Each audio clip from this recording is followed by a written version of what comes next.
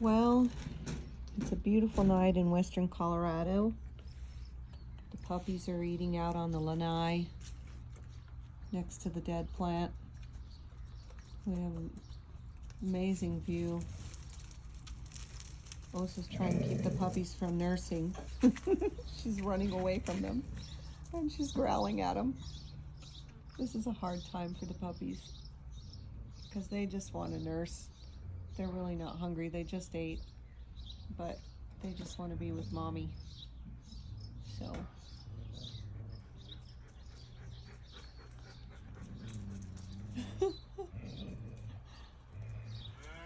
anyhow, we got pictures, stacked pictures yesterday, and some of them will have to be retaken because, like, I saw pictures with poop on their butt and whatever.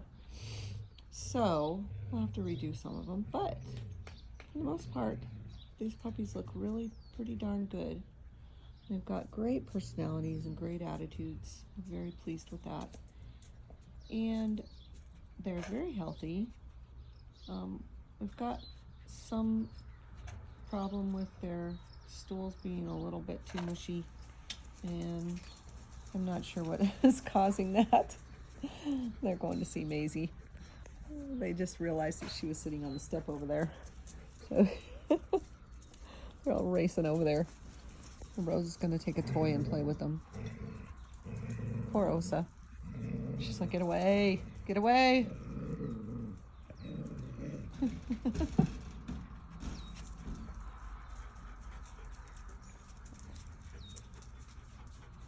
Anyways, we got stacked pictures and they look pretty good, and I will post them as soon as I weed through them.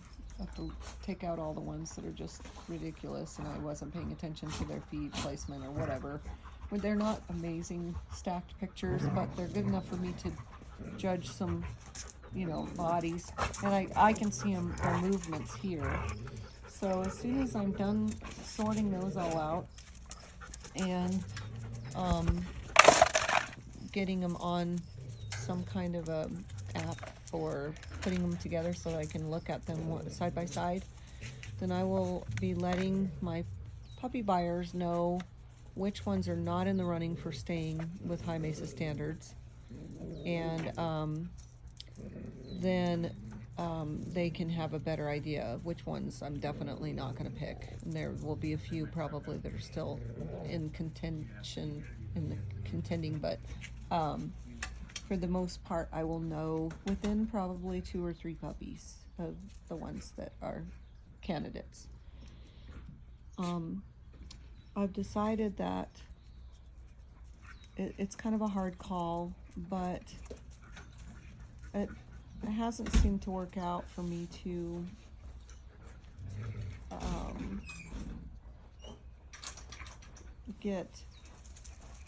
give homes over to breeding. What am I trying to say? It hasn't seemed to work out well for me to do co-owns and to do breeding rights for people.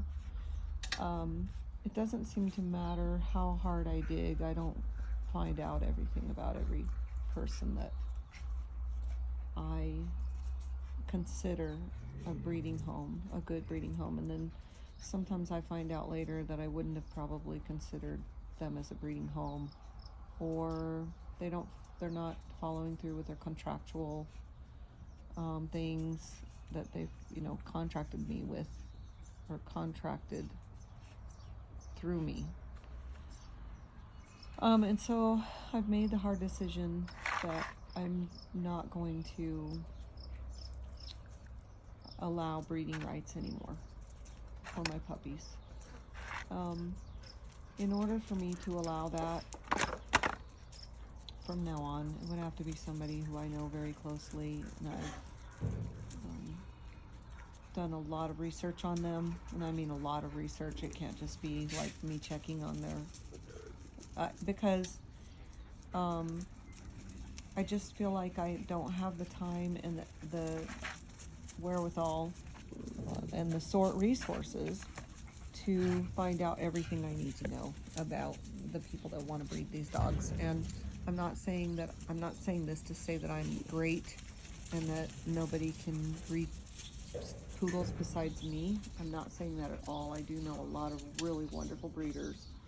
But those are not the ones that I've been, the ones that I'm close to, or I know, are not the ones that are buying puppies from me and I've only this isn't a real astronomical number anyways of puppies that are being co-owned. I only have one right now even that's even being co-owned, but in the past I've had a couple others. And so at any rate, I just don't like the feeling. I've had people that have inquired in this litter, and they're probably amazing people, but one of them's in Germany, and so if anything was to fall through or they weren't following contract or anything, I'd have to go to Germany to pick up my puppy. And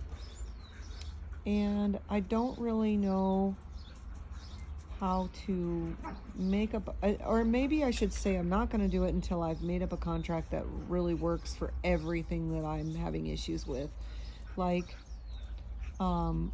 I've had people purchase my dogs and then find out that they have like 10 other dogs, and I don't want the dogs to go to homes with that many dogs. I know as a trainer and as a person who has a full life, that it's very difficult to spend one-on-one attention with more than 2 or 3 dogs. And if you can, then kudos to you, but I don't want my dogs to be in that. I want my dogs to have a pal that they are friends with and that they go do everything with. I want them to have children and families that love them, that really value them. And it's hard to value individual dogs when you've got 8 or 10, 15 dogs. I'm not saying that nobody can do that. I'm sure there are a few people that don't have, that aren't married or don't have children, or, they're in a different situation than I'm in, that can maybe even pay attention to a few more dogs. But seriously, you have 2 hands, and I feel like the 3 that I have here, I only have 2 that are mine. One of them is my daughter's, and they're living here right now. They won't be for very long. As soon as they build a house, they'll be gone. But I could get one more dog, and I will. I'll get another dog.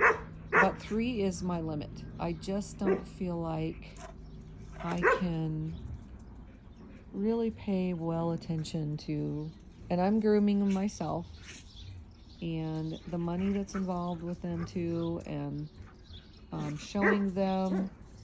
I want to spend a great amount of time with them. I don't want my dogs to go and sit in a kennel and wait for their turn to be paid attention to. I guess that's not my idea of a great pet home. And I'm not like bashing anybody that does have that lets their dogs go to those situations or whatever. Every breeder has their own ideal breeding, parent, or not breeding parent, but puppy parent. And yours may be totally different than mine. I'm not judging that. I'm just saying, for me, it breaks my heart to think of my puppies going to a home where there's 10 other dogs and they never really get that one-on-one attention, or not regularly, I should say, like every day. That's just what I want for my dogs. So if I can't have that, then I'm not going to have them anymore. And I really believe I can have that, and I can provide that for these puppies. And there's so many other great buyers that I don't really care that much about my puppies being, it's, of course, don't get me wrong, it does make me very happy and very proud to see, hey, don't you eat that, to see one of my puppies really go far and do stuff and show, and even have a great litter of puppies themselves, or father or mother, a litter of puppies. But It does make me proud when I see my kennel name on their name. Hey, sweetie. But it's not about that to me, and I'm not gonna, what are you guys doing? All you see is butts. I'm just not gonna forsake my puppies just so that I can have my prodigy, the prodigy of my dogs, well known in the show world or well known in the breeding world or whatever. That's not what I'm doing this for. I love to show, and I know that the poodle, especially the poodle world, can be kind of harsh, and yeah, can be harsh. But I don't really care about any of that. I really don't. My responsibility is to these dogs and to the parents that are going to have them for 15, 20 years. And I have to do my best by that. If that means that I'm going to have to do better background checks on who my puppies go to. And I have to just say that the only people that I've sent my puppies to that don't keep in contact with me or don't really tell me how things are going, and I have to kind of pry things out of them regularly, are the ones that I've sent to breeding homes. And it just breaks my heart because I want to know what's going on with them, even if they didn't turn out to even be a good candidate. Because just because they stack well at 7 weeks doesn't mean that they're going to grow up well. I mean, every breeder knows that. And, you know, the better I get at breeding, the better that mine will start, you know, taking on those characteristics of a great body and a great temperament and a great, you know, but you have to start somewhere. And so I don't know if mine are going to end up, I can only say after I've assessed them, it has to be the whole ball of wax. It's got to be the puppy's personality, their gait, their body conformation, their willingness to compete, their, you know, everything. It's got to be everything, their health. So I'm making this decision based on just a lot of soul searching and a lot of thought, and, you know, some sorrow and some regret that that maybe I shouldn't have let some of them go to breeding homes. And I'm not saying that the breeding homes are bad necessarily. I'm just saying that it's not working out for me. It's not my cup of tea. And I don't want to own your dog. I don't want to own the dog. I just want to know that you're going to do what you say you're going to do on your contract, and that you're going to pay attention to the dog, and that it's going to have a lovely life. And so that doesn't mean you're never going to get mad at her, and it's never going to go into a crate, or it's never going to, you know, I was pooping, sorry, you know, never going to get dirty, and it's never going to have matted hair. That's, you know, that's just silliness. And a lot of these things I fabricate in my own mind of things that are going wrong. But it's just that if there's no communication, you don't know. And I don't feel like there's any communication with a lot of the puppies that I've let go with breeding homes. So if you are one of my breeding homes, it doesn't necessarily mean I'm talking to you. I guess you will know if I'm talking about you. Like, if you hear this and you believe that it's you, then it probably is. So I just know I'm not mad at anybody. I'm not mad at you. I'm not mad at I'm mad at my decision to just not be more picky about some things. And so with that, I am going to just let you see this beautiful, beautiful, beautiful evening. It is just gorgeous. Our hay field is so needing to be cut. I'm getting really bad hay fever. This is always how it is right before they cut it. There's the dog's puppy kennel. And yeah, anyways, just doing a little bit of soul searching tonight and considering some things, because I love these little bodies.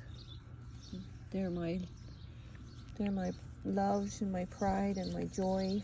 Other than my grandkiddos, they're like my grandkiddos too. So, and I'm responsible for them.